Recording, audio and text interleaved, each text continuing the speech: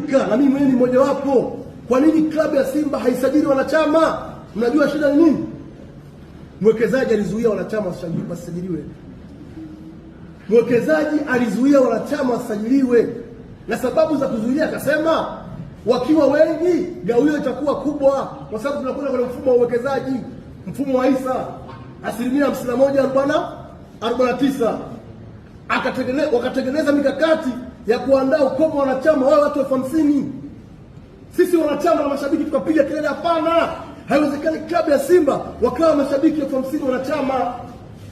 Klabu ina watu wengi. Ina maana mimi Dr. Mo mtoto wangu akizaliwa wakakesha miaka ijayo ataka kuwa shabiki wa Simba, akiwa ataka kuwa mwanachama wa Simba, asipate hiyo platform.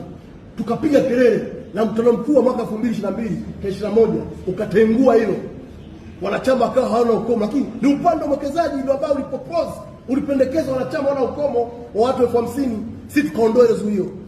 Lakini bado wakaendelea kushikilia toka mwaka 2017 wanachama wa Simba hawajapata haki yao ya kusajiliwa wanachama wapya. Wanachama waliopo ni wale wale. Kwa database ya Simba wazidi 14,000. Leo Yanga wa database ya watu karibia 200,000 ambao wamesajiliwa wanachama wapya. Wanaingiza hela nyingi sana kupitia eneo hilo. Wanachama wa Yanga kulipa pesa hao 200,000 hata ikushishii tu. Wana zaidi ya bilioni 20 kwa mwaka wanazipata. Sisi tunapata nini? Na upande wa uwekezaji walizuia haya kwa sababu hakutaka klabu ya Simba 51% iwe na nguvu kifedha. Kwa sababu ikiwa na nguvu kifedha haiwezi kufuata matakwa ya upande wa uwekezaji. Kwa wakazuia hili la kudahili wanachama wapya ili klabu yetu ikose mapato, isiwe na fedha, ili tuwe ni timu ambayo inategemea mtu.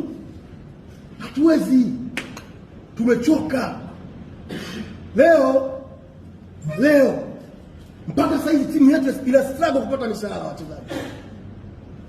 Mwekezaji hapatikani. Dirisha la usajili dogo, mwekezaji hapatikani kwenye Simba mpaka dirisha linakaribia kufungwa. Wewe ndio baba wa familia, unajua kila Januari lazima mimi watoto wangu niwalipie ada. Inafika Januari unafunga simu, unapatikana mwezi wa 4. Wewe ni baba bora kweli?